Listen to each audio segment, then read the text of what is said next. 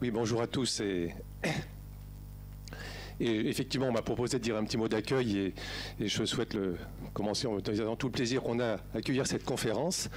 Effectivement, l'enseignement supérieur est un endroit où on s'interroge beaucoup sur les questions d'innovation et d'écosystème. Et il m'a semblé que les mots-clés qui présidaient à l'organisation de cette conférence résonnaient particulièrement dans un établissement comme le nôtre. On s'est bien sûr interrogé sur le fait de maintenir ou pas cette conférence et j'ai pris la décision sur le plan en tout cas du pôle, de la maintenir dans la mesure où le monde ne doit pas s'arrêter. Ça, je crois que tout le monde est d'accord là-dessus. Deuxièmement, on est dans un endroit où il y a 4000 jeunes chaque journée qui sont ici et il faut leur montrer l'exemple. Et enfin, vous l'avez vu, on a un dispositif de filtrage qui est quand même assez bien organisé, ce qui n'est pas le cas toujours dans les établissements d'enseignement supérieur. Le pôle a été construit il y a 20 ans, mais avec ce souci, et du coup, ça nous permet de fonctionner correctement. Alors, juste deux, trois petits mots sur le pôle lui-même. Le pôle Léonard de Vinci, aujourd'hui, indépendamment de ce bâtiment, qui est un très beau campus, ce bâtiment, le pôle Léonard de Vinci, c'est un ensemble de 3 établissements d'enseignement supérieur et un institut de formation continue.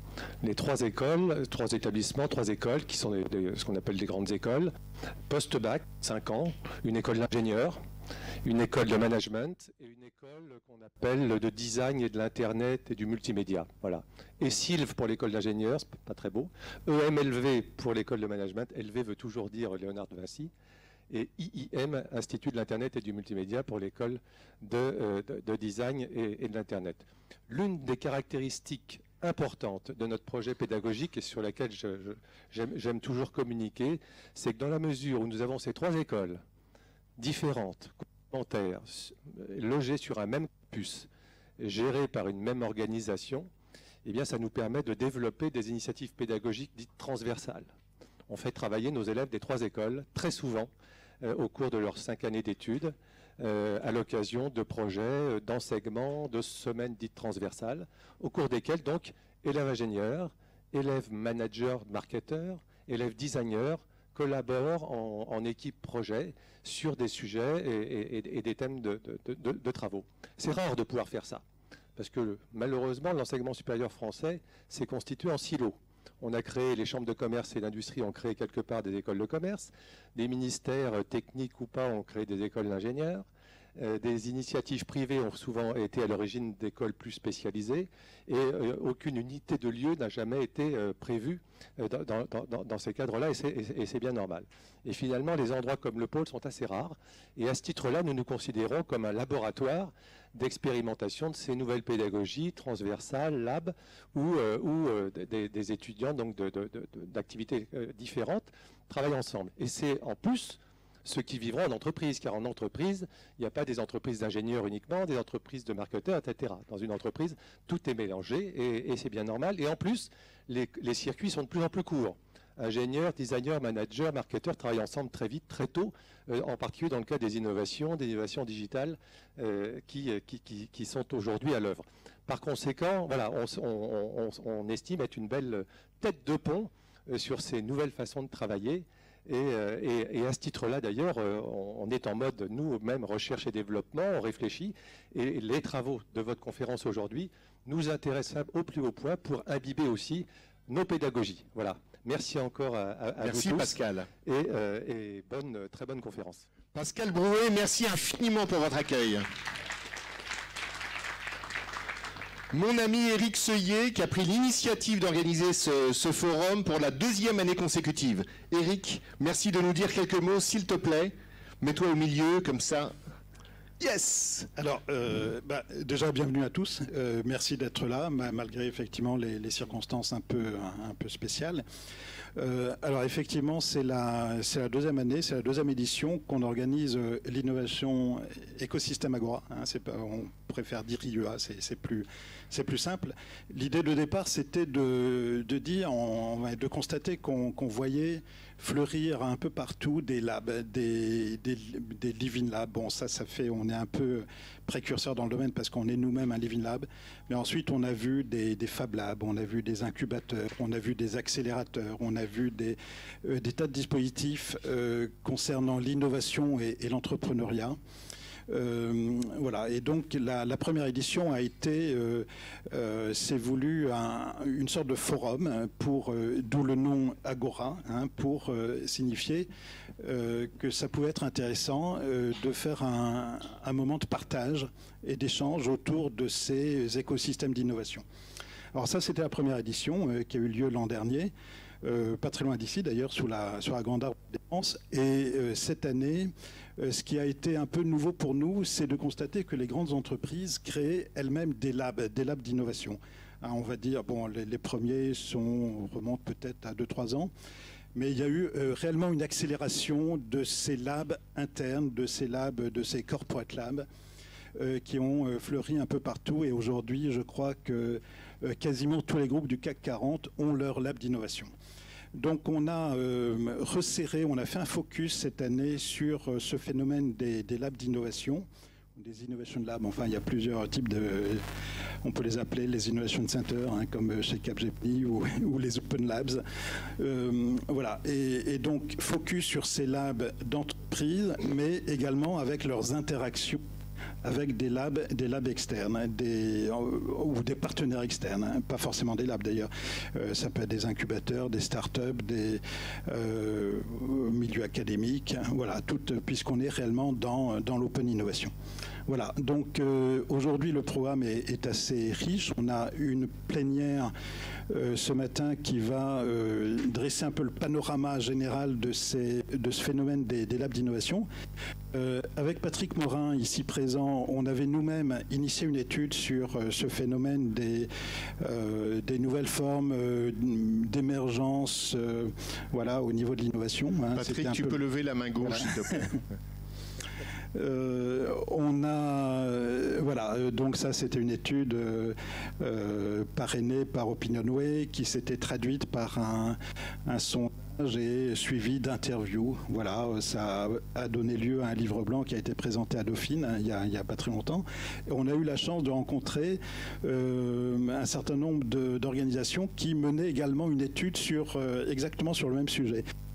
La chaire Newpeak, au niveau académique, la chaire Newpeak qui est rattachée à l'école Paris School of Business, j'ai pas fait ça cette fois, en partenariat avec la NRT, Futuris, représenté par... Tu peux lever la main gauche. Voilà. La main gauche. Ensuite, on est tombé sur l'étude de Capgemini sur les Innovation Centers. Donc, André Benoît de Gégère nous fait l'honneur de venir présenter l'étude qui a été faite à un niveau international, je précise. Et puis, Hélène Laurence du Big Innovation Center. C'est un organisme basé à Londres, donc elle a fait le voyage exprès pour nous, pour présenter des travaux également sur les open labs, les labs d'innovation. Voilà ce qu'on peut dire. Donc cette plénière qui va commencer dans quelques minutes, je vais essayer de raccourcir un peu ton introduction. Ouais, voilà, sera suivie d'ateliers plus spécialisés sur thème. On aura une visite du Fab Lab de Léonard de Vinci. Donc dans la pause du déjeuner, avec également une session de speed meeting, les lab speed meeting entre acteurs de lab. L'après-midi, deuxième et troisième série d'ateliers en parallèle, on vous indiquera les salles. Et puis, en fin de journée, une deuxième table ronde plénière pour, disons, rassembler un peu les résultats de ce qui se sera dit dans les ateliers et faire une restitution des principaux constats qu'on peut faire. Voilà, donc il me reste à remercier un certain nombre de personnes. Alors, il y a un slide de remerciements alors ça, qui défile, donc ça évitera que je passe trop de temps, il y aurait trop de monde à remercier, à commencer par le pôle Léonard de Vinci qui nous accueille avec le département des Hauts-de-Seine, et puis tous les partenaires, les médias presse, et puis toutes les personnes ici présentes autour de la table qui ont participé à la fois la ligne éditoriale et puis l'organisation logistique. Je voudrais citer Marcos Lima également et puis Benoît Aubert qui se sont impliqués dans cette organisation. Voilà, donc je vous remercie. On va dire un mot sur Wisembly, enfin je te laisse. Oui, c'est voilà. Théophane qui va le dire. Merci. Et donc nous sommes ensemble. Merci Eric. Et donc nous sommes ensemble pour ceux qui le peuvent jusqu'au cocktail à 18h. Quelques mots pour savoir comment utiliser la plateforme Wisembly. Je te propose de te mettre. Bonjour à tous, donc déjà ravi d'être là aujourd'hui. Pour ceux qui n'ont jamais utilisé Wisembly, en fait on est une plateforme web et SMS qui vous permettra en fait au fur et à mesure des conférences de pouvoir poser un maximum de questions et de prendre la parole. Donc c'est totalement anonyme, donc surtout n'hésitez pas. Oui, voilà. Non, mais par le web ou par SMS. Vous avez les instructions juste ici. Donc soit vous vous connectez sur la plateforme app.wisembly.com. Là, on vous demandera un mot-clé qui est IEA. Soit vous envoyez un SMS donc au 31035, vous tapez IEA, espace, votre message ou votre question. Voilà, donc c'est vraiment pour libérer la parole. Surtout, n'hésitez pas, dès que vous avez une question ou même un commentaire, ils seront reçus avec grand plaisir. Voilà, donc vous avez la possibilité aussi de liker les messages des autres. Ça permettra à André de voir un petit peu le feedback de la salle et puis surtout de voir les messages qui vous intéressent le plus. Voilà, donc je vous souhaite une très bonne journée. Merci, merci beaucoup Théophane. Super. Et donc ça permet pendant le cours de l'intervention de vous exprimer. Donc nous sommes ensemble sur cette première table ronde jusqu'à 10h30. Et je vais demander d'abord à chacun des intervenants, sachant que vous avez tous votre feuille avec la liste des intervenants, je vous propose de la prendre, ça vous permettra de me suivre. On commence par Hélène. Peux-tu en une minute simplement te présenter et nous dire dans quel contexte tu interviens aujourd'hui dans le domaine de l'innovation? Donc, dans ce micro, s'il te plaît. Merci.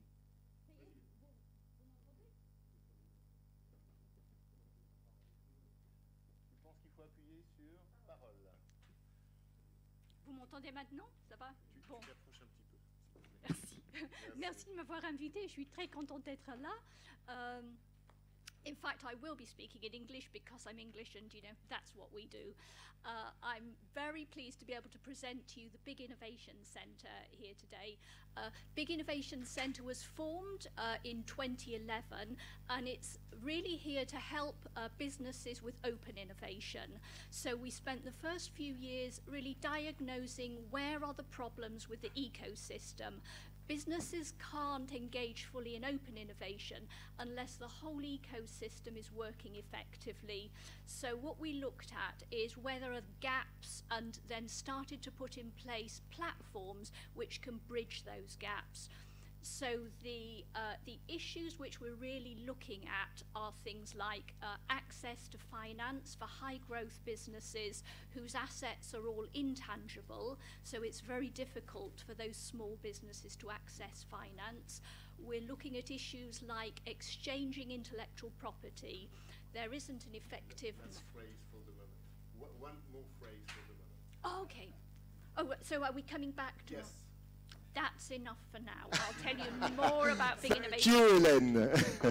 Patrick, s'il te plaît.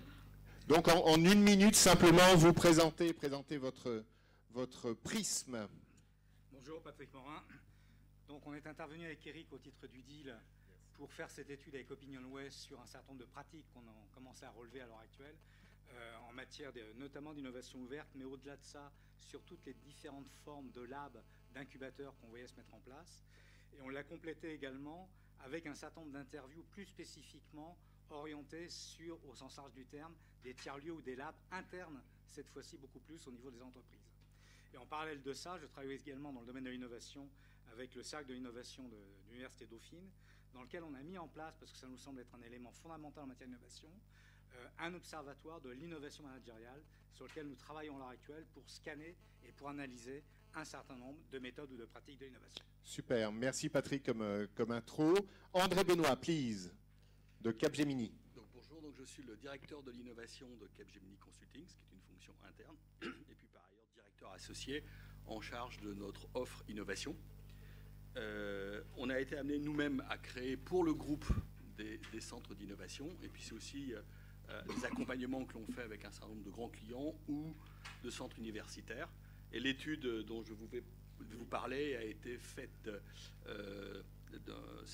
entre l'été 2014 et cet été, avec un cabinet, en partenariat avec un cabinet d'études américain qui s'appelle Altimeter, qui est basé à San Francisco et qui fait de la prospective technologique. Merci beaucoup André Benoît. Bonjour à tous, je m'appelle David Versailles, j'ai une double activité dans le conseil et actuellement je co-dirige aussi avec Valérie Mérindol la chaire New Peak de l'école qui s'appelle Paris School of Business. Et ça veut dire Peak ? Alors New Peak, ça veut dire New Practices for Innovation and Creativity. Donc bien évidemment, nos deux focus en matière de recherche, c'est le management de l'innovation et le management de la créativité. Je vais passer la parole à Valérie et Nadège qui vont vous présenter le projet sur lequel on va intervenir. Super, pour l'instant 1 minute chacun. Voilà. Pour aller vite et rester dans la minute, donc je suis Valérie Mérindol, je co-dirige effectivement la chaire New Peak de PSB et donc je suis professeure spécialisée en management de l'innovation et de la créativité. Je suis intervenue avec David et Nadège et d'autres chercheurs dans le cadre d'un travail que je vais laisser Nadège présenter un peu plus en détail, comme ça, voilà, ça permettra de gagner du temps. Bonjour, Nadège Bouquin, je suis directrice adjointe de Futuris, qui est une plateforme Futur Recherche Innovation Société, plateforme d'analyse collective et de propositions sur le système français de recherche et d'innovation et ses évolutions. Donc le Futuris est hébergé, animé par l'ANRT, l'Association nationale de la recherche et de la technologie, qui est une association loi de 1901, qui rassemble l'ensemble des partenaires publics et enfin l'ensemble, une grande partie de partenaires publics et privés de la recherche, des entreprises, des centres de recherche, voilà. Au niveau de la France. Au niveau de la France ou de l'Île-de-France, Nadège ? Ouais. Au niveau, c'est français, c'est une association nationale et donc c'est une activité, disons, essentiellement nationale. Super, merci beaucoup. Et nous avons aussi 2 témoignages formidables. Je voulais vous demander, lève-toi David, et puis Nicolas. Bonjour à Valentine. Si le micro veut bien. Voilà, bonjour. J'ai réalisé avec ma collègue Céline qui est ici et d'autres partenaires un travail de conception et d'accompagnement de hub créatif pour la région de Wallonie, donc région francophone belge, dans le cadre de Creative Wallonie. C'est en Belgique ? Pardon ? Wallonie, c'est en Belgique ? Wallonie, c'est en Belgique. Wallonie pour certains. Donc voilà, 7 hubs créatifs qui sont des tiers-lieux de co-création afin de transformer ou contribuer à la transformation des villes de taille moyenne à l'économie créative. Voilà. Super, merci David comme intro. Nicolas comme intro aussi, et ta perspective. Bonjour, donc multi-entrepreneur, je me suis investi dans pas mal de structures qui s'apparentent à des laboratoires d'innovation très grassroots. Et j'interviendrai, je pense, dans cette table ronde sur un retour d'expérience de terrain. Et aujourd'hui, j'interviens dans la construction d'un méta-laboratoire qui s'appelle Cellabs, donc je vous raconterai. En gros, on essaie de voir dans quelle mesure les technologies hyper émergentes peuvent justement prendre pied dans ces structures d'innovation qui sont en train de petit à petit se connecter les unes aux autres. Voilà. C'est pas forcément très clair en l'état, mais ça va aller. Tu es là pour nous éclairer. Merci beaucoup, Nicolas. Et pour finir la minute de présentation de chacun des intervenants de cette table ronde, Matt, bienvenue à toi. Bonjour, merci. Excusez-moi pour le retard. Heureusement, il n'y a pas eu de blessés graves dans les transports. Je suis chercheur doctorant dans l'équipe MLab à l'Université Paris-Dauphine. Je travaille sur les Fab Labs en entreprise comme des lieux d'innovation. Donc, nous analysons les questions de management au sein de ces lieux qui commencent à émerger depuis quelques années maintenant en France. Je travaille en parallèle, c'est un contrat CIFRE pour ceux qui connaissent les dispositifs des thèses. Donc je travaille également en entreprise avec un cabinet de conseil qui s'appelle Conseil et Recherche et nous venons de terminer une étude de recherche collaborative avec Renault Ideas Lab qui est rattaché au CEA avec GRT Gaz et puis avec la BNP Paribas concernant ces lieux d'innovation en entreprise. Donc on vient de terminer cette étude. Super, tu nous en parleras tout à l'heure pendant 5 minutes. Absolument. Très bien, donc tu travailles au moins 100 heures par semaine, nous avons les mêmes valeurs.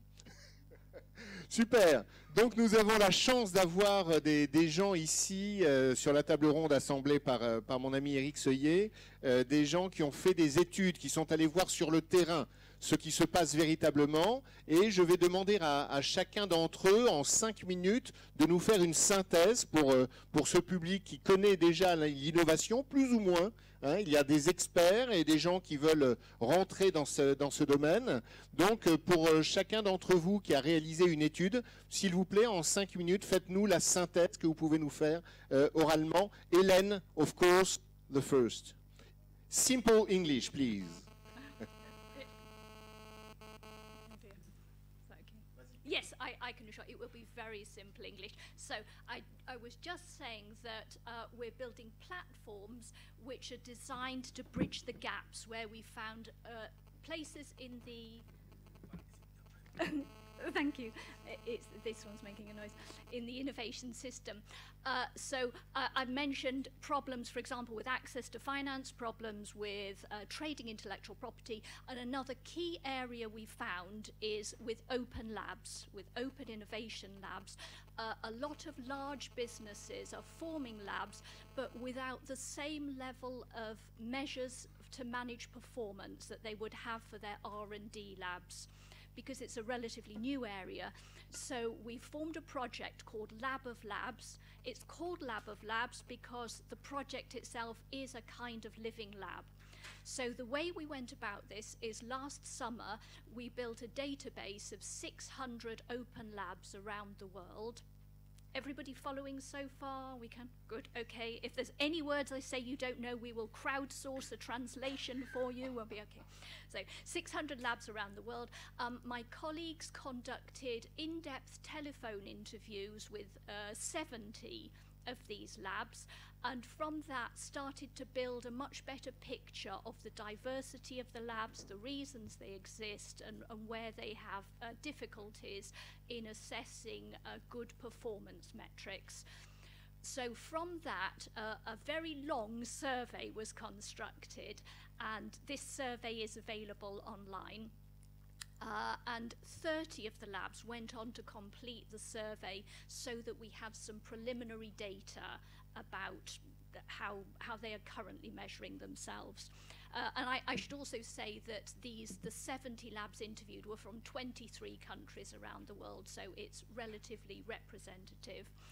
So with this survey, we decided to divide the labs into a kind of typology of 4 types of labs. And I think this might be slightly different to your typology, but I think there are going to be a lot of similarities as well.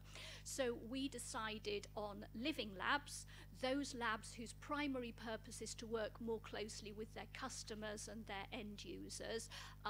For example, Visa Europe CoLab does a lot of work with the users of Visa payment systems.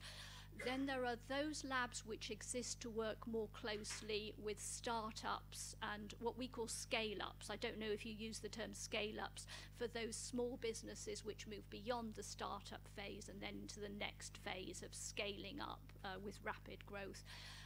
For example, in London, Barclays Bank has a lab like that called the Escalator, which is a kind of accelerator or incubator. Hélène, a quick question. For you, what is a lab? Some question from the public. What is a lab? For us, a lab can be physical or it can be virtual. Some of these labs have a physical space and some of them are platforms which exist online. So it's anything which is about collaboration, open innovation between businesses, between universities, between public sector agencies, between customers. It's to encourage that interaction. So where some organization is opening its doors. That's very good. 2 more minutes now. Right. So where was I? So I told you about living labs and accelerators. The other 2 types of labs that we had in our typology were those for accelerating technologies they're primarily for joint research. They might be situated within a university or so on. And labs which exist primarily for a social purpose, some kind of community lab, such as for developing, perhaps dealing with the public in issues with health or energy or so on.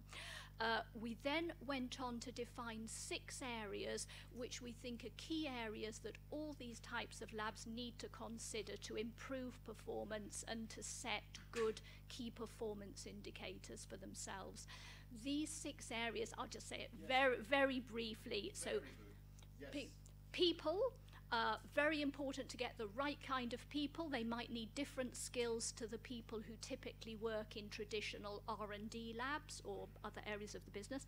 Performance, how do you measure performance at the individual level and at the lab level? Intellectual property, what's the strategy for managing and protecting intellectual property? That could be very different to the rest of the business. Design, how do you design the space so that it's optimal to help people collaborate and co-create, and also the location, what's the best location for a lab? The business model, should this lab be a thing which is regarded as an investment by the parent organisation, so it is fully funded, or should it be something which pays for itself, which generates revenue? And models of collaboration, what are the ways to choose partners and to build networks? So in short, that's the survey. It's available. You can find it on our website. I was going to put the address up there, but you can find it on the Big Innovation Centre website. And we have some preliminary findings, but I'll be in a workshop this afternoon. So perhaps in that workshop, if you're in that one, we can explore some of the notions of what does value creation mean in that context. Thank you. Hélène, merci beaucoup. Patrick, peux-tu s'il te plaît nous donner un feedback en 5 minutes de l'étude que tu as menée? Alors le premier point en fait dans l'étude, c'était d'essayer de repérer les différents types d'innovations sur lesquelles l'ensemble des organisations que nous avons scannées avec OpinionWay, donc par une étude sur Internet, se positionnaient. On retrouve classiquement, je dirais 75% des entreprises qui travaillent d'abord sur tout ce qui est innovation en termes de stratégie, en termes de régénération de stratégie d'innovation de produits, services, mais également de plus en plus dans l'intégration de la conception amont par rapport au développement. Et donc ça, c'est un phénomène relativement nouveau qui nous semble important. Mais un autre facteur qui a été mis en évidence, c'est le fait que de plus en plus, quand on parle d'innovation, on parle également d'innovation organisationnelle et managériale. Et je pense que ça, c'est un élément fort qui va être tiré notamment par la digitalisation des entreprises. Donc on a là en fait une contrainte qu'on va transformer en opportunité dans énormément d'organisations, que ce soit publiques ou privées. Le deuxième élément, c'est l'aspect très polymorphe également que l'on voit au niveau de tous ces tiers-lieux. Donc tu en as parlé Laurent, ce soit des living labs, qu'on retrouve des incubateurs, qu'on retrouve des fab labs, des tech shops, etc. Donc il y a un aspect extraordinairement polymorphe qui se développe en France et qui est intéressant parce qu'il y a 2 ans on était très en retard, mais aujourd'hui on se retrouve quelque part, me semble-t-il, relativement en avance dans ces domaines-là. Et ce d'autant plus que ça vient maintenant toucher non seulement les entreprises, non seulement des tiers-lieux externes qui se créent en tant que tels, mais également ça touche très fortement, on en parlait tout à l'heure, les universités, toutes les académies, mais également toute l'innovation sociale qu'on va retrouver par exemple avec les précurseurs qui étaient la 27e région. Donc au niveau des collectivités territoriales, on voit énormément de mouvements dans ce domaine-là. Alors, une des questions qui se pose, c'est effectivement celle des méthodes. On s'aperçoit qu'en moyenne, les organisations maîtrisent 2 voire 3 méthodes différentes ou les connaissent pas trop mal. Et ce qui nous semble intéressant, c'est de voir qu'on va vers une hybridation de toutes sortes de méthodes, qu'il s'agisse du design thinking, qu'il s'agisse de ACID ou de TRIS, qu'il s'agisse des ateliers ASE, par exemple de CAP, qu'il s'agisse de CK, qui est une méthode, une théorie de la conception innovante développée par les mines en France. On voit qu'on va de plus en plus vers des hybridations de tout ceci au niveau des organisations. Et ça vient percuter quelque part le modèle des gourous. Et donc, nous, on lutte justement contre ce modèle des gourous en disant, attendez, la problématique d'une entreprise, c'est d'avoir une réponse à son problème, c'est pas de choisir telle ou telle méthode. L'autre élément très fort que l'on voit, c'est le développement très fort dans les entreprises notamment de la fonction innovation, à travers des directions qui s'appellent parfois direction de l'innovation ou pas, mais cette fonction innovation vient compléter les fonctions recherche et développement traditionnelles, ainsi que les fonctions marketing-achat. Donc ça, c'est quelque chose d'important parce qu'on voit là un nouveau pôle émerger dans l'organisation des entreprises qui vient alimenter la recherche sur des questions de nouvelles connaissances, mais qui va alimenter également le développement de nouveaux produits ou services à partir de prototypes et de nouveaux concepts qu'on aura mis en œuvre. Et encore à peu près 2 minutes, tranquillement. Okay. Et ces fonctions innovation sont en général générées et gérées au niveau des grands groupes, au niveau central, au niveau corporate, de façon transversale et en complément des innovations de rupture qui sont, elles, générées directement dans des filiales ou dans des branches. Ce qu'on voit également apparaître avec les enquêtes qu'on a faites suite à travailler avec OpinionWay dans les entreprises, ça a été de regarder ce qui se passait dans les entreprises depuis 2 ou 3 ans. Donc essentiellement, très clairement, des grands groupes. On voit de plus en plus des labs internes se développer à toute vitesse, que disait Eric tout à l'heure, qui vont se caractériser selon 2 manières. Première chose, on voit des labs internes qui sont rattachés à l'intérieur de la structure existante de l'organisation, du style Renault, du style Alcatel, du style La Française des Jeux, etc., qui sont plus orientés, je dirais, sur des logiques RH pour faciliter la motivation, l'empowerment du personnel, mais également repérer des profils d'innovateurs, avec relativement peu de résultats attendus concrets aujourd'hui, ce qui est à la fois une force pour l'expérimentation, ce qui peut être une limite également à terme s'il ne se raccroche pas à des processus internes. À peu près 1 minute. Et à partir de là, on voit à l'extérieur des entreprises carrément des Innovation Labs qui se créent, qui sont directement rattachés au directeur ou au président de l'entreprise, en ligne directe, qui n'ont rien à voir avec la structure existante de l'entreprise, et dont le but est de créer de nouveaux business. C'est ce qu'on trouve avec Big de Pernod Ricard, c'est ce qu'on trouve avec le iLab d'Air Liquide, ou bien par exemple le iLab de Bouygues depuis des années. Et donc on voit qu'il y a 2 tendances très fortes à ce niveau-là. Une tendance purement business, où on cherche à créer de nouvelles activités, et une autre qui est plutôt orientée sur la motivation interne. Donc on manque encore, c'est normal, de liens entre les 2 structures. On manque encore de mesures de performance, de nouveaux styles de KPI qu'il va falloir identifier et créer. Et il nous semble qu'une des tendances fortes, et je terminerai là-dessus, c'est qu'on va de plus en plus vers une logique de création, non pas d'entreprises étendues, mais d'écosystèmes d'innovation ouverts et étendus. Et c'est ça, de constellation à ce niveau-là. Et c'est ça qui me paraît intéressant. Je pense que des gens comme le CEA avec le Minatech sont en train de travailler notamment très fortement dans cette démarche aujourd'hui. Very interesting. Merci beaucoup, Patrick. André Benoît de Capgemini, sur ton étude. Alors, avant de vous parler d'études, je vais rebondir là sur ce qui vient d'être dit, dans lequel je m'inscris aussi complètement, sur c'est quoi les mouvements d'innovation que l'on voit à l'œuvre aujourd'hui dans ces centres d'innovation. Le premier, donc, autour de l'innovation ouverte, et je rebondis sur les paroles de Madame, c'est la question de comment l'entreprise aujourd'hui se développe de nouvelles relations avec son écosystème, mais lequel.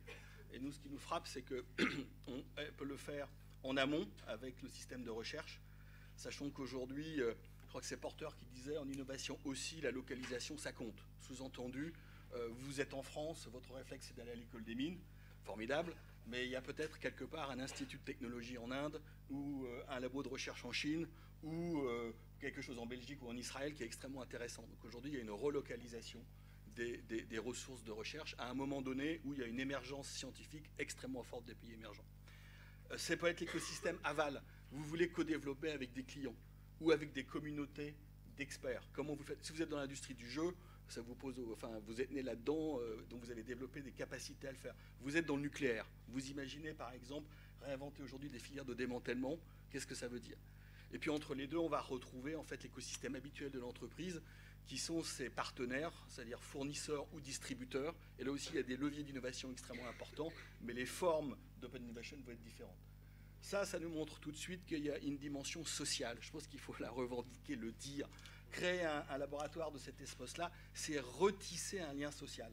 Ça paraît idiot de le dire. Alors, il y a, dans les incubateurs ou les open innovation, enfin les open centers grassroots, souvent c'est même la démarche de départ. Et c'est la démarche de départ soit d'une communauté assez radicale qui veut recréer, soit d'une ville, Mais c'est aussi vrai pour l'entreprise. Et le prendre comme ça, je pense, ça rouvre la question différemment et ça renvoie la question à l'entreprise de qu'est-ce que c'est de tisser ces relations avec cet écosystème qu'elle veut développer. Et ça appelle l'apport des sciences humaines auxquelles nous, on croit beaucoup pour essayer de trouver des leviers méthodologiques pour poser la question. C'est l'émergence donc de nouvelles pratiques autour de l'usage. Et nous, on voit aujourd'hui là-dessus deux grands mouvements. Un mouvement qui vient du design, ça a été cité, design thinking. Alors, auquel nous, on est très exposés, puisqu'on a commencé à travailler à travers notre concept d'ASE là-dessus, avec les communautés de design thinkers en Californie, il y a à peu près une vingtaine d'années. Et puis, à l'autre bout, une réinvention du marketing. Alors bon, ça c'est un sujet d'experts, puis il y en a certainement dans la salle. Hein. Mais je pense aujourd'hui qu'il y a cette idée du marketing d'observation, cette idée d'ethno-marketing, pour pouvoir comprendre un usage, on ne peut pas demander aux gens. Il faut aller l'observer et l'observer avec créativité. Et donc là, il y a un renouveau des méthodes marketing qui nous semble tout à fait intéressant. Et enfin, c'est sa dernière composante, c'est l'innovation digitale. Alors, on en reparlera peut-être plus tard, je la saute. Qu'est-ce que vous trouverez dans l'étude? Alors, ouais, elle existe, vous pouvez la télécharger. On a fait une petite synthèse sous forme d'une infographie que j'ai remis à Eric qui sera au compte-rendu, donc je passe vite. En fait, cette étude, on a beaucoup repris un fonds qui avait été développé par Telefonica en 2012, qui avait fait une étude mondiale sur l'écosystème des startups mondiales. Et à partir de ça, nous, on s'est concentré sur que font les grandes entreprises et géographiquement, où sont-elles, pour essayer de mesurer le phénomène mondialement, et notamment la montée en charge de l'Asie ou de pays comme Israël, dont on parle beaucoup, mais c'est intéressant de voir ce qui se passe, et comment Israël est en train de se connecter mondialement. Le Technion, vous le retrouvez à Singapour. Singapour, le gouvernement a lancé, certains d'entre vous travaillent sans doute avec eux, le Launchpad, qui est pour pousser l'innovation de création de start-up à l'ensemble de l'échelle du gouvernement de Singapour. Ils sont là. Vous allez à New York, Columbia a monté un incubateur, ils ont gagné un appel d'offres de la mairie de New York, et vous retrouvez encore une fois le Technion. Donc ils sont probablement les plus avancés dans cette capacité aujourd'hui, dans un monde connecté, à essayer de connecter les hubs. C'est ce que nous constatons aussi au sein de Capgemini. On doit avoir plus d'une vingtaine aujourd'hui de centres d'innovation. Interne Cap mondial. Interne Cap mondial. Et en fait, on vient de lancer le dernier qui est à San Francisco. Et on ne l'a plus appelé Innovation Lab. On l'a appelé Applied Innovation Exchange. Parce qu'on se rend compte qu'aujourd'hui, faire une énième entité de laboratoire, ça peut être très intéressant. Mais l'enjeu est plutôt dans la capacité à connecter ces ressources. Et à la fois très localement et très globalement, ce qui est compliqué. Donc vous trouverez ça dans l'étude. Et je voulais terminer par quelques points de synthèse, si vous me l'accordez. Merci. Avec grand plaisir, André Benoît. Alors, le premier, et on a accompagné la création de pas mal de centres d'innovation. Le dernier en date, par exemple, c'est le Lab Pôle emploi, que je vous invite à aller regarder, mais aussi la Française des Jeux, qui a un lab intéressant à plein, ou dans le monde universitaire. C'est que ce lab, il doit s'insérer dans un système d'innovation. Et au moment où on pense le lab, on doit le penser dans la dynamique du système d'innovation de l'institution, quelle qu'elle soit. Et ça, c'est un double travail. Le risque, sinon, c'est le Xerox PARC. C'est un super lab qui marche très très bien, mais qui n'a absolument pas infusé Xerox. Et ça, de façon assez étonnante, on l'a re-rencontré, je ne peux pas citer non, mais ça existe, d'accord. Deuxième point, quand on fait ça, moi j'aime bien la définition qui est donnée par le patron du design stratégique de CITA, qui est le fonds d'investissement finlandais, qui dit qu'est-ce que c'est qu'un Innovation Lab? C'est un lieu créatif qui fait de l'exploration, de l'expérimentation et de la diffusion dans un régime d'innovation qui est hors du régime dominant de l'institution. Donc on crée un lieu neutre qui n'est pas le régime d'innovation habituel de l'entreprise. Et ça, on ne peut le faire que si on a une bonne gouvernance et que si on a le support quand on est dans une entreprise de la direction générale. Voilà.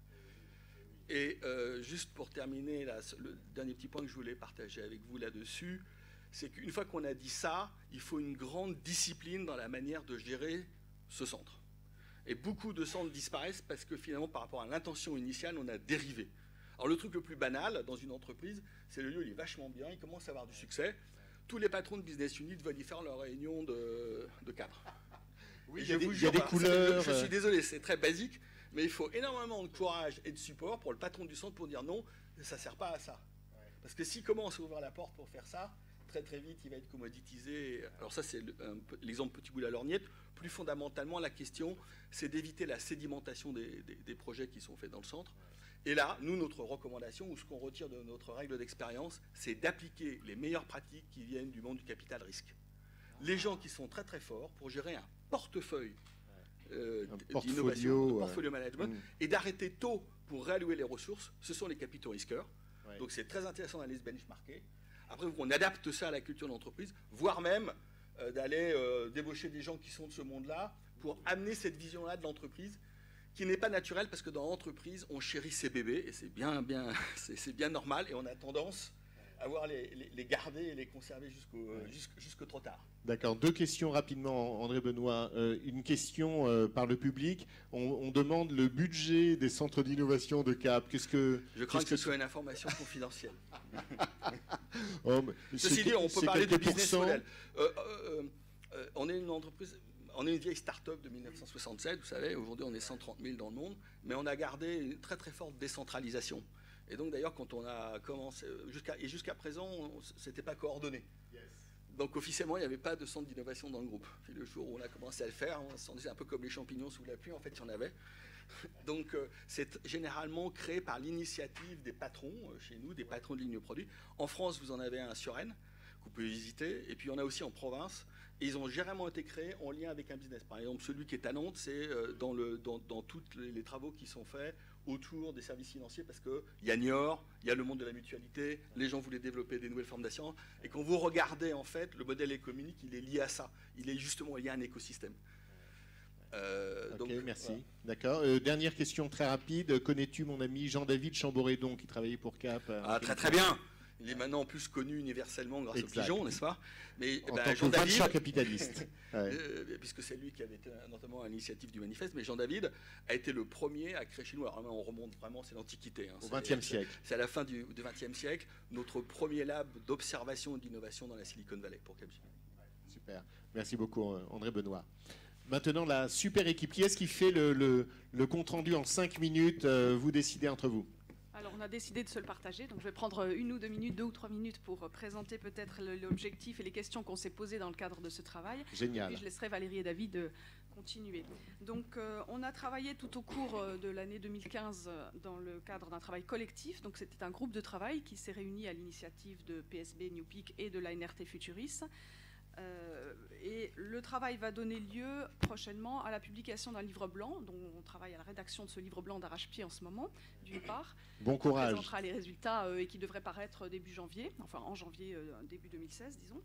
Et puis qui donnera aussi lieu à la publication d'un chapitre d'un ouvrage qu'on publie, que l'ANRT publie, Futuris 2016, La recherche et l'innovation en France. Donc c'est un ouvrage annuel qui paraît chez Odile Jacob et qui paraîtra plutôt vers mars, je pense. Il y aura un chapitre dédié à une partie des résultats également. Et puis il y aura d'autres manifestations, événements de présentation de cette étude.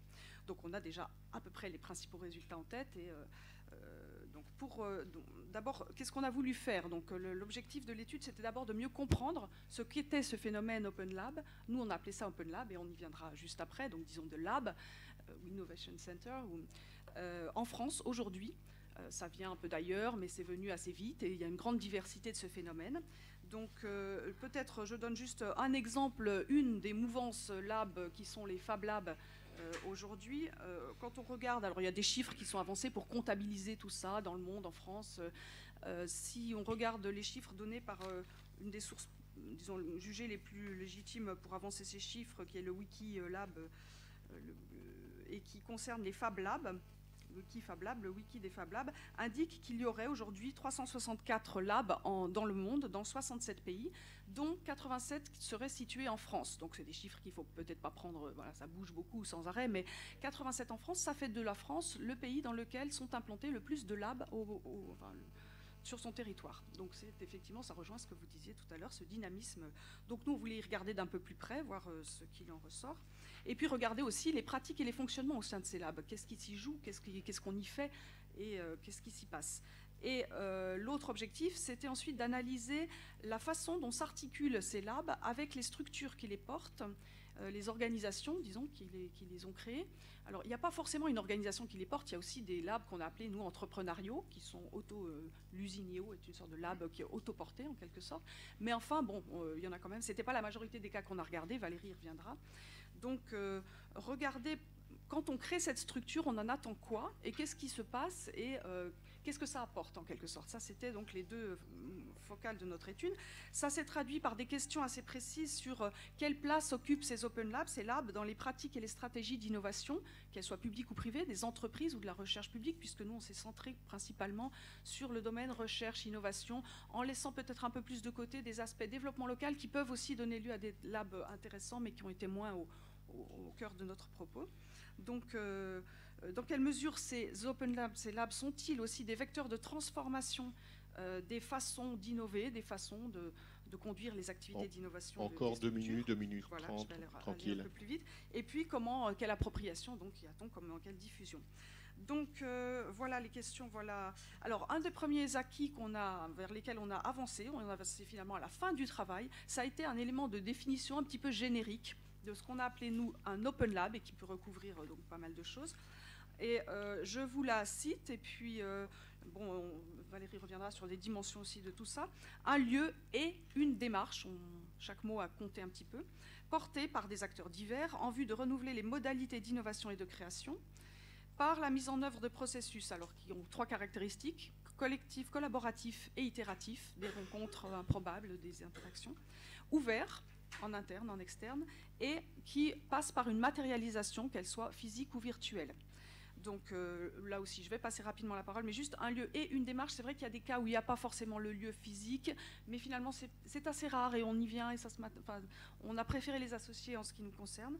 Et puis, je vais laisser Valérie développer un petit peu sur les aspects qui suivent. Merci beaucoup, Nadège. Valérie. Alors, pour aller vite et pour m'inscrire dans les éléments qui ont été mis en évidence, parce qu'on retrouve naturellement dans les phénomènes qu'on a étudiés, dans la diversité des Open Labs qu'on a étudiés, des points qui ont été évoqués.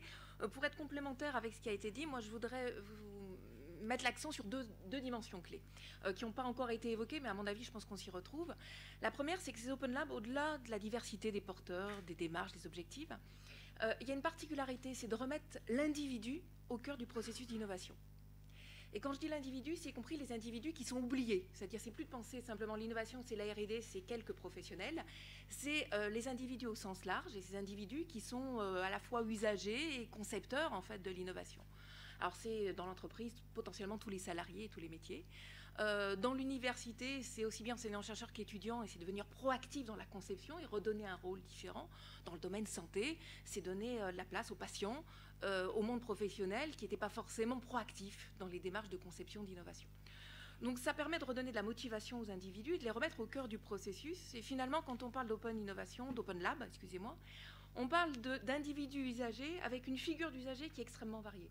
C'est aussi bien le citoyen, c'est aussi bien l'étudiant, le salarié, le professionnel. Bref, c'est des individus qui, par leur autonomie, reprennent la main sur le processus d'innovation, ils reprennent de la motivation et on redonne du sens en matière d'innovation.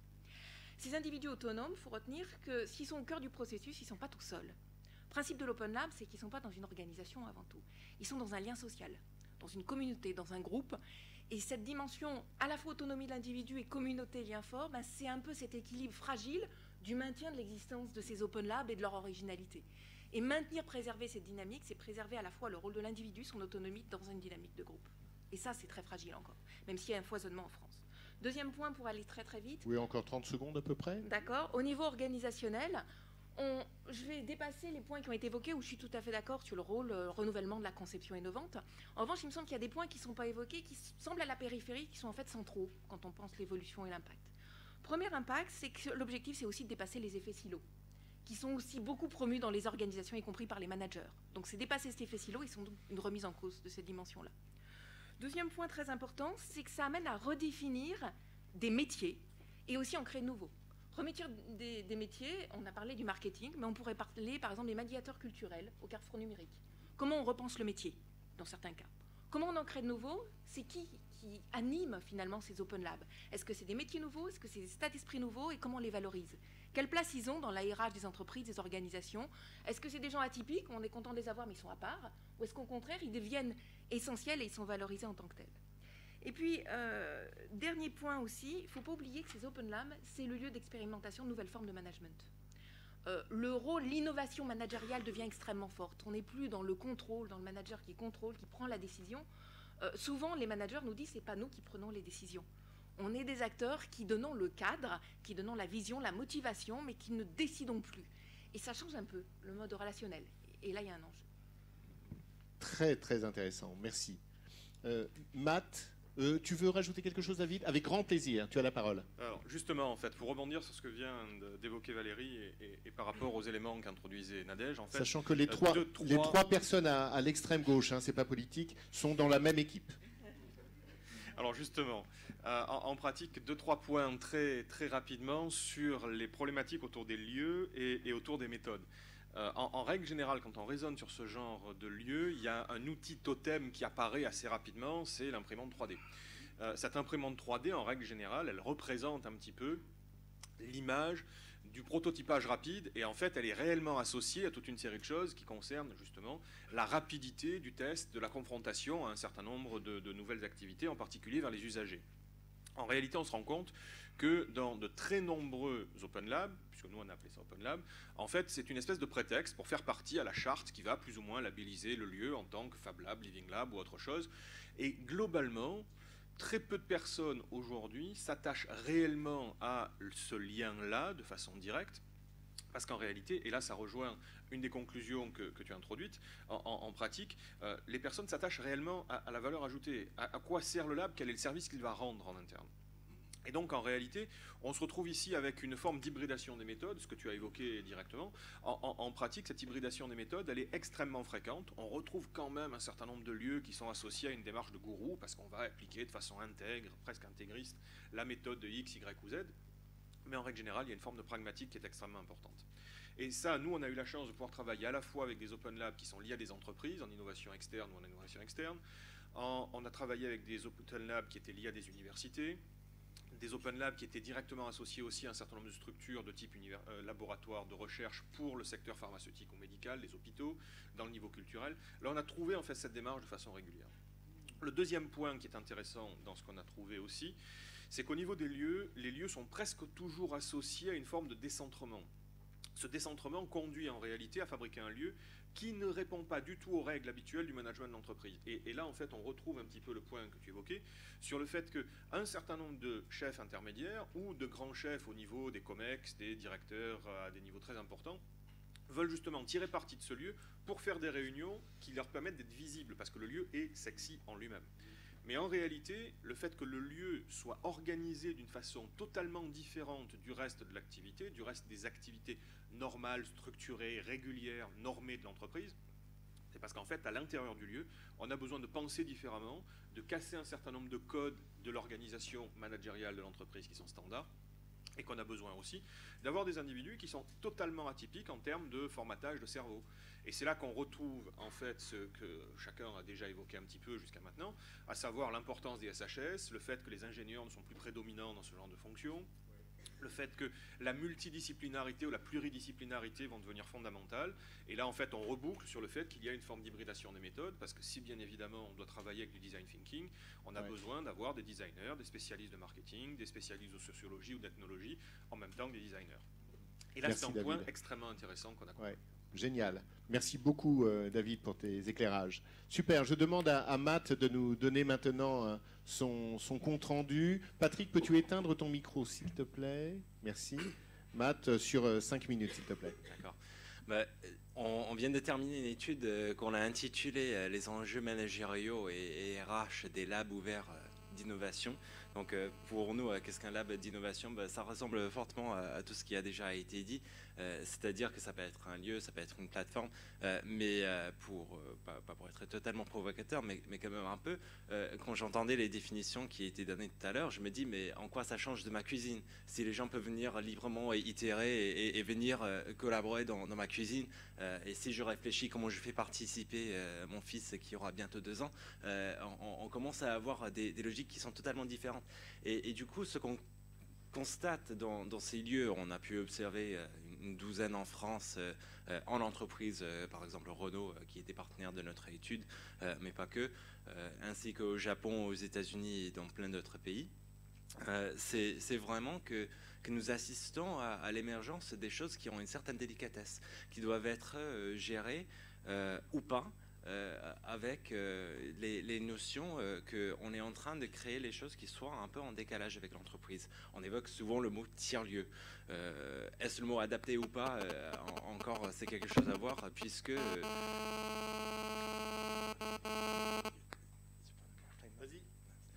Donc les tiers-lieux... Si on prend la définition du sociologue Ray Oldenburg qui a créé cette notion de tiers-lieu, il dit le premier lieu c'est le domicile et le second lieu c'est le travail. Si on est en train de créer un lab qui est au sein de l'entreprise, est-ce qu'on est vraiment en train de créer un véritable tiers-lieu? Est-ce qu'on est en train de créer un lieu qui est rattaché au second lieu, qui reste rattaché au travail habituel? Est-ce qu'il y a les codes et les règles qui sont associés?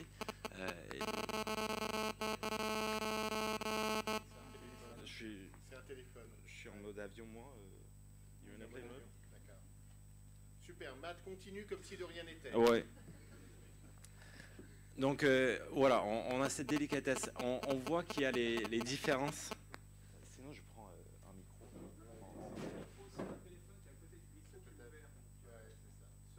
Je mets en mode avion. Mode avion, ouais, ça y est. Donc ces lieux qui émergent, par exemple, Patrick a évoqué qu'en France, on assiste à l'émergence, surtout liée à des objectifs RH. On est en train de stimuler la créativité. Renault, leur objectif avec le Creative Lab, c'est déverrouiller ou débloquer la créativité des collaborateurs, qui est un objectif qui est formidable et il faut y croire. Mais on peut dire que l'angle qui est différente dans les labs qu'on voit aux États-Unis, par exemple Pierre de Autodesk, qui a été créé à San Francisco avec une parc machine qui vaut des millions de dollars, et un lieu qui impressionne visuellement. C'est à la fois RH, mais c'est pour être un avantage en nature pour les salariés du groupe, où il n'y a vraiment aucun objectif de l'entreprise qui soit présent dans ce lieu. On peut s'en servir pour les besoins de l'entreprise s'il le faut, mais concrètement, c'est pour les heures perdues, après le travail, venir créer un kart avec le fils du PDG s'il a envie, un kart électrique. Il y a les activités sympas qui se déroulent, mais on voit qu'il y a les divergences vraiment dans les objectifs RH qui sont derrière. Après, les perspectives, les choses que nous sommes en train de vraiment regarder dans le cadre de ma thèse et aussi dans les études qui suivront. À peu près 2 minutes encore. Les choses qu'on regarde sont vraiment liées à l'origine de ces lieux. On a l'impression d'assister à l'émergence des labs qui sont relativement neufs. Areva étant le premier que nous connaissons en entreprise qui a été ouvert en 2009, peut-être il y en a d'autres mais en France, mais il y a des exemples historiques que nous pouvons aussi observer. Et l'idée, c'est de construire une forme de généalogie conceptuelle qui nous permet de dire est-ce qu'il y a une partie des labs ouverts d'innovation dans les entreprises qui tirent parti de ce qui faisait Thomas Edison aux États-Unis avec ses laboratoires d'invention. Il y avait des centaines d'inventeurs qui travaillaient et créaient les choses qui existent toujours dans la téléphonie, dans la phonographie et dans plein de technologies que nous employons encore aujourd'hui. Est-ce qu'il y a des choses qui existent? Nous avons pu visiter et consulter les archives des mines de potasse en Alsace qui a l'air un peu perdu, mais ils ont créé des espaces qui s'intitulent les centres de loisirs utiles dans les années 50, où il y avait les ateliers ouverts de fabrication où les salariés du groupe des mines avaient la possibilité de venir fabriquer ce qu'ils voulaient avec les mêmes logiques d'ouverture, de partage, de collaboration, mais qui s'inscrivaient totalement dans un objectif social de l'entreprise, qui était géré par la cellule qui avait créé aussi les salles des fêtes dans les villes minières, qui gérait aussi des logements des miniers, et qui était vraiment inscrit dans ces logiques-là. Quel est le rattachement généalogique des labs qui en sortent? Et puis, regardez quelles sont les perspectives de ces lieux. On voit qu'il y en a beaucoup qui s'ouvrent, mais on commence à assister aux lieux qui terminent ou aboutissent une phase d'expérimentation et qui vont, pour certains d'entre eux, fermer, d'autres vont évoluer, pivoter vers d'autres activités. Et c'est vraiment de comprendre quelles sont les transitions et les enjeux, encore une fois, je souligne ce mot avec délicatesse, qui ont ces labs, pour essayer de comprendre où on va réellement. Merci beaucoup, Matt. Je demande maintenant à deux retours d'expérience concrets dans le monde. David, à toi le micro. Voilà, merci beaucoup. Le temps étant je vais simplement faire une petite intervention sur trois mots-clés, entre guillemets. Le premier, ou les deux, c'est économie créative. Le deuxième, c'est middle ground. Et le troisième, c'est les pivots. Donc tout d'abord, la Wallonie, depuis 2010, s'est vraiment engagée dans une démarche de stimulation de l'économie créative. Donc une nouvelle phase de croissance de la société qui situe la création de richesses à l'interface technologique, de la culture, de la science et de l'environnement. Et donc cette nouvelle vision de l'innovation totalement décloisonnée que la Wallonie a cherché à faire exister au travers d'un certain nombre de mesures. Après 3-4 années, le gouvernement s'est rendu compte que certes il y avait énormément de positifs, mais qu'on n'atteignait pas encore une masse critique. Donc il y avait quelque chose à faire. Je passe au deuxième chapitre pour donner la réponse. Ce que la Wallonie a cherché à faire, bien, c'est une étude. Voilà, peut-être celui-ci fonctionne mieux. Ok. Une étude qui a été menée par une théorie plutôt, qui a été menée par HEC Montréal et qui a beaucoup inspiré le territoire de la Wallonie, qui s'appelle la théorie du middle ground, qui situe 3 strates dans les villes créatives, donc qui démontre en effet que les villes les plus créatives et qui transfèrent cette créativité en un potentiel d'innovation sont quelque part structurées en 3 strates. Un upper ground qui est quelque part tourné vers l'exploitation, la production au sens large, grandes entreprises, universités, institutions, mais qui sont relativement mauvaises quelque part, c'est un peu caricatural, pour réaliser de l'innovation disruptive, des véritables rénovations de leur process. La deuxième strate qui s'y oppose, c'est l'underground. L'underground avec des collectifs d'artistes, des programmeurs, des hackers, des graffeurs, des gens qui sont relativement déstructurés, non pas d'esprit, mais dans leur fonctionnement, mais qui sont quelque part ultra créatifs et qui sont tournés vers l'exploration, qui sont moins tournés vers des processus structurés d'exploitation, mais vers de l'exploration. Et c'est de ces mouvements, par exemple, urbains, qu'émergent quelques Fab Labs, des collectifs d'artistes, des troupes de théâtre, etc., que l'on situe plutôt dans l'underground. Et, dit HEC Montréal, les villes créatives déploient, naturellement ou de manière stimulée, des middle ground, donc des espaces de connexion, de discussion entre ces deux mondes qui s'ignorent a priori. Entre 30 et 40 secondes. Ça va marcher, ça me donne la troisième partie. Et je suis en train d'en brûler beaucoup là. Donc on a en Wallonie décidé de réaliser un appel à projet pour que les villes de taille moyenne, puisque toutes les villes en Wallonie sont soit de petite taille, soit de taille moyenne, donc on est entre 100, 150 et 400 000 habitants, on a fait un appel à projet pour réaliser des hubs créatifs qui sont véritablement ces espaces tiers-lieux de discussion entre, et plus que de discussion, même de co-création entre l'upperground et l'underground. Voilà, alors je vais, puisqu'il me reste à peu près certainement 12 secondes, laisser le troisième chapitre que j'ai appelé les pivots. J'aurais trouvé intéressant de partager avec vous comment, dans le cadre de l'accompagnement que nous avons réalisé avec mes partenaires, les hubs ont pivoté pour s'adapter au mieux à ce nouveau statut qui n'existe pas et qui est à créer. Voilà. Merci beaucoup, David. Nicolas, please. 3 minutes pour nous éclairer. Mission très douloureuse. Donc sur Twitter, moi je vais commencer en disant que ce que m'a évoqué la table ronde du matin, c'est que innover c'est être très indiscipliné, donc je vais pas le faire, mais 3 mots-clés, je vais reprendre la tactique du collègue. Le premier mot-clé, c'est la folie. Je pense que pour innover aujourd'hui, il faut vraiment être complètement dingue, complètement fou, parce que j'ai rencontré beaucoup de gens en fait, qui innovent plutôt par mimétisme, ou en tout cas qui essaient de faire autre chose, mais qui se heurtent à des murs, qui se heurtent à des frontières, qui se heurtent à des personnes et des situations extraordinairement hostiles. Ce serait super drôle de faire une enquête des Open Labs dans cette zone là où on est, là, Nanterre, Courbevoie. Il suffirait d'aller à l'Electrolab et voir effectivement qu'il y a des gens qui sont en train de faire émerger des choses absolument dingues à quelques centaines de mètres d'ici, quoi. Donc ceux qui veulent prendre la tangente et être indisciplinés, aller à l'Electrolab cet après-midi, vous gagnerez du temps, beaucoup de temps. Ça, c'est la première chose. Bon, c'est un peu un slogan, c'est facile. La deuxième chose, c'est que je pense que c'est vraiment de la passion. Il y a vraiment des... J'ai croisé des gens sur les routes, alors, pardon. Un peu attention. Des gens qui sont Fab Lab d'Artilect, des gens qui sont Bio, Marraine, en fait, qui sont en réseau. J'ai vu des gens qui sont à Montsartou, dans les hauteurs de Cannes, qui s'investit dans l'innovation sociale et solidaire depuis à peu près 20 ou 25 ans, qui sont en bout de route, fatigués, mais qui continuent effectivement à se ressourcer et à accueillir des résidents, des espèces de troubadours de l'innovation. Et ce que je retiens de toutes ces expériences, c'est qu'il faut être très très flexible, c'est-à-dire que très concrètement, et pour être vraiment au cœur du sujet, si on ne change pas tous les 3 à 6 mois, je pense qu'on ne peut pas survivre. Voilà, c'est ça ma petite indication. Et c'est l'observation que j'en fais, c'est-à-dire que tous les gens avec qui j'ai le plaisir de travailler dans le cadre de Salabs sont obligés de muter, sinon ils disparaissent. Changement perpétuel. Je peux vous raconter l'histoire d'Hakim, qui est ingénieur du son, qui a vu son industrie, son milieu professionnel devenir de moins en moins inventif, qui est ensuite allé dans la télé, qui a vu que c'est un milieu encore moins inventif, du coup a commencé à travailler sur des ordinateurs en série très très haut de gamme, qui dans ce cadre-là a découvert effectivement les microcontrôleurs, l'impression 3D, c'était il y a à peu près 3-4 ans, qui s'est formé au drone complètement par hasard grâce au MOOC du MIT pendant 1 an et demi, avec effectivement tout le chômage qu'il a accumulé, les droits. Maintenant il n'a plus rien, il démarre de zéro, qui a fait une première version du Flylab il y a plus de 2 ans, puis une deuxième version, puis une troisième version, qui a changé d'équipe au moins 3 ou 4 fois, qui a rencontré effectivement des investisseurs, qui a rencontré des gens extraordinaires, qui dit ouais on va changer le monde ensemble, qui n'a jamais rien reçu.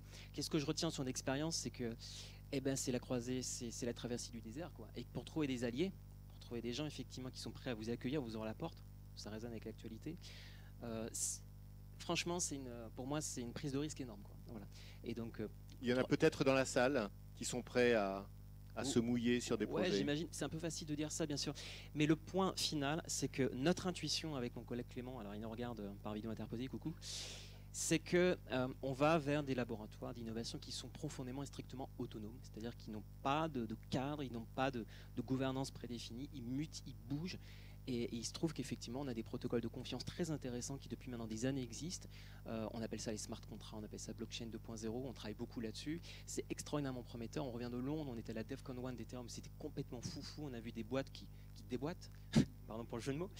Et qu'est-ce que je retiens, c'est que moi j'attends des laboratoires d'innovation au sens éthique et politique de se saisir de l'improbable. Voilà, c'est ça moi qui je trouve est très très important. Si on n'est pas capable de faire ça, si aujourd'hui des gens qui travaillent sur blockchain ne sont pas capables de venir me voir et dire hey, coucou c'est intéressant, je pense qu'on a loupé notre travail. Voilà. Nicolas, thank you very much. Oui. Super. Merci infiniment pour votre attention et pour vos interventions. Souvent, moi, ce que j'ai retenu, les 3 choses pour permettre la conclusion à chacun de nos intervenants de la table ronde, les 3 choses, moi, qui m'ont intéressé dans les questions posées, c'est quel est le reporting, à qui reportent les centres d'innovation, quel est le budget qu'il faut mettre sur la table. Nicolas parlait d'argent tout à l'heure, et quels sont les résultats demandés dans une entreprise. Je propose à chacun des intervenants, c'est important pour moi de conserver le timing de la matinée, donc d'intervenir à peu près 1 minute de conclusion par rapport à tout ce qui s'est dit jusqu'à présent et les 3 points un petit peu que j'ai évoqués, mais conclusion libre de chacun de nos intervenants. Hélène, tu es la première, the best. Thank you. I'll actually, if I may, just use my minute to do something which I really should have done at the beginning, which is just to explain to you that the Big Innovation Centre is a kind of community. There are only 9 of us in the office. That's not the big bit. The big bit is the partners, and the partners are a reflection of the ecosystem. Our partners are big multinational businesses. We have Barclays, Unilever, GlaxoSmithKline, your own EDF Energy is one of the partners, universities, Oxford, Cambridge, Imperial, so world-class research universities, government agencies such as the Intellectual Property Office, the Danish government, the Scottish government. So Big Innovation Centre is a community of all these organisations who are working together to build the ecosystem. So Lab of Labs is one of these key projects which the partners are working on together. And so I invite any of you who are interested to come and find me if you think that you can join Big Innovation Centre. Je peux vous rassurer que vous ne serez pas obligé de me parler en anglais si vous ne voulez pas. Tu es formidable, Hélène, merci beaucoup. Patrick, ta conclusion pour l'instant. Je pense qu'on a tous parlé de l'importance effectivement de faire se rejoindre à la fois les aspects humains et les aspects business. Ça, je crois que c'est très clair. C'est un des points clés qu'on retrouve. Sinon, moi, ce qui me semble intéressant, c'est de voir qu'on est en train d'assister à l'émergence de nouvelles formes d'organisation de l'innovation Je pense par exemple au Café numérique d'Orange. Je pense de nouvelles formes d'organisation d'entreprises. Typiquement, regardons ce que fait Local Motors aux États-Unis avec cette notion de communauté élargie. Ça me paraît un point clé.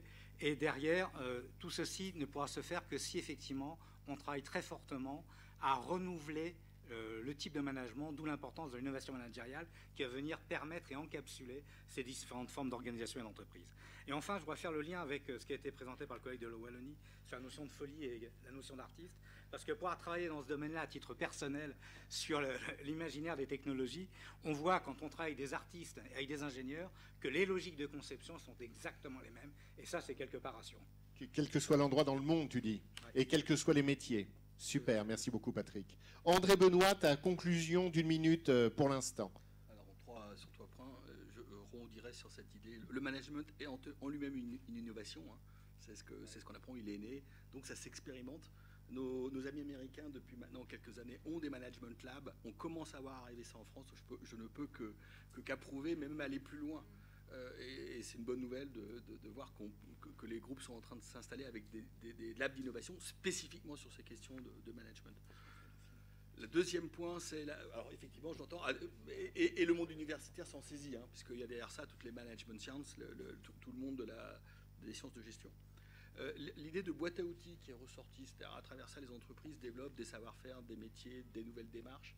Et dans ces boîtes à outils, moi, je voulais saluer le rôle. Effectivement, il y a aussi des outils qui viennent du monde de la créativité et de la création. Donc, chez Walt Disney, ils appellent ça l'imagineering, qui a été repris avec Apple. Alors, Eric est là, donc je vous recommande à ses livres, où très très tôt, il a poussé cette dimension-là. Et ça, c'est des démarches qu'en entreprise, on n'a pas forcément l'habitude d'expérimenter. Encore 5 secondes. Alors qu'elles sont naturelles pour les designers. Et puis, mon dernier point, c'est la question de l'accélération face à des enjeux de transformation des grandes organisations. Si je me mets du côté des grandes entreprises, ça, c'est aussi une fonction dont on a un peu parlé. C'est comment, à travers ces labs, les entreprises, notamment dans le digital, apprivoisent la transition numérique ou la transition énergétique. André Benoît de Capgemini, merci beaucoup. Conclusion de l'équipe. Alors, conclusion de l'équipe, en complément de ce qui a été dit, en réaction à ce qu'on a vu en termes de questions, nous, on le résumerait de la manière suivante. On a l'habitude des fois d'utiliser dans notre équipe une image qui finalement reflète bien ce qu'on a essayé de faire et à mon avis les points clés. Les organisations habituelles, c'est les cathédrales.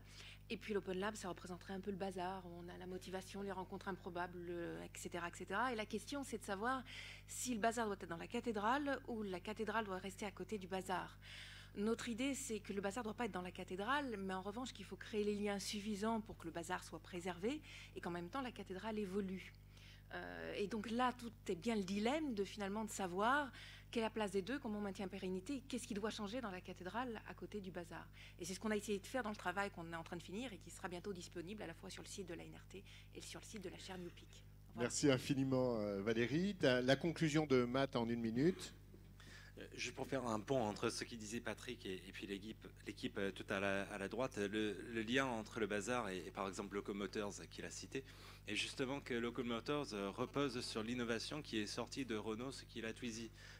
La voiture est construite sur quelque chose qui est sorti issu du monde industriel avec les processus, on va dire, plus ou moins classiques dans l'innovation. Donc on voit qu'il y a quand même besoin des deux logiques. Il y a quand même besoin, on n'est pas en train de dire on va éradiquer tout ce qui existe déjà. Au contraire, c'est vraiment pour nourrir et pour aller de l'avant et avancer. Pour répondre un peu aux 3 points qui ont été demandés, parce que personne ne l'a fait, je vous illustre par un exemple et puis après vous en tirez les conclusions individuelles. Mais lorsque j'ai été chez Sony à Tokyo, il y a un projet qui a été étudié durant à peu près 2 ans de création d'un lab. Et ça a abouti, ils ont créé le SAP Creative Lounge. Encore 12 secondes. Et le COMEX est en train de dire, lors de la validation de ce projet, en train de dire combien d'argent il vous faut pour aménager les lieux. Le directeur du projet a dit nous on veut le construire nous-mêmes, donc on va le faire passer sur notre note de frais, mais concrètement ils sont allés dans les magasins de bricolage, ils ont fait l'aménagement eux-mêmes. pour un budget de dépenses globalement en dessous des 10 000 euros. Seul temps de travail, non. C'était le week-end, le soir, seul aux heures perso, parce qu'ils ont vraiment cru à ce projet. Donc tout dépend vraiment de qu'est-ce qu'on souhaite faire émerger dans ces lieux, qu'est-ce qu'on souhaite créer. Et après, les réponses, ça dépend vraiment de l'organisation qui les crée. Ouais, merci Matt. David. Merci. Non, je compléterai juste avec une, je vais pas dire une observation plutôt. Oui. C'est que ces labs, ou en tout cas notre petite expérience en Wallonie, on a remarqué qu'ils existaient non pas à partir du moment où des gens s'étaient mis autour de la table, où des gens ont commencé à réfléchir à une vision, ni même au moment où ils ont commencé à effectivement travailler, mais ils ont commencé à exister dans leurs écosystèmes à partir du moment où le premier proto MVP, le premier projet a effectivement existé. Et c'est là que toutes les cartes ont commencé à s'aligner. Donc je pense vraiment que nous, au niveau de ce qu'on a fait, le mot d'ordre principal, c'est vraiment le just do it, parce que c'est une fois que le projet, que le produit, que le proto existe, que l'ensemble des parties prenantes prennent effectivement conscience de l'intérêt que peut avoir la démarche, et pas avant. Voilà. Joli. La conclusion de Nicolas pour aujourd'hui, pour l'instant. Merci, hein. C'était très très chouette, moi j'ai appris plein de trucs quand même. Ce que j'aimerais compléter, peut-être que ça rejoint aussi ce que David dit en transparence, c'est que faire évidemment est aussi peut-être le truc le plus chiant de l'innovation, c'est documenter le faire. C'est documenter le faire, mais je pense que documenter, je pense que ça parle à beaucoup. Alors on voit ça souvent au prisme des outils, donc en disant est-ce qu'il faut plutôt faire un board, est-ce qu'il faut plutôt faire un wiki, est-ce qu'il faut plutôt faire un hackpad, est-ce qu'il faut faire plutôt un GitHub et compagnie.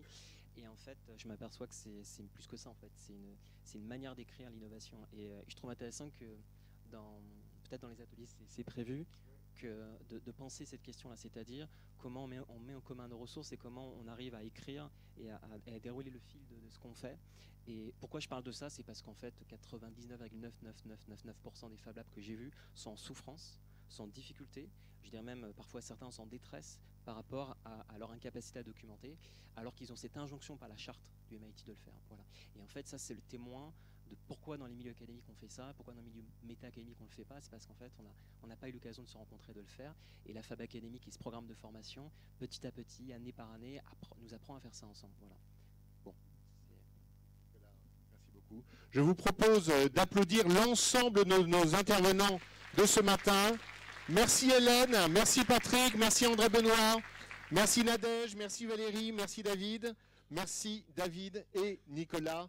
Vous avez été exceptionnels et vous tous dans la salle avez été déjà formidables. On est ensemble pour une partie d'une très très grande richesse. Donc reprenez votre agenda s'il vous plaît et regardez dans quel atelier vous allez. Pour ceux qui vont dans l'atelier 1, c'est juste à côté. Atelier 2, vous restez ici.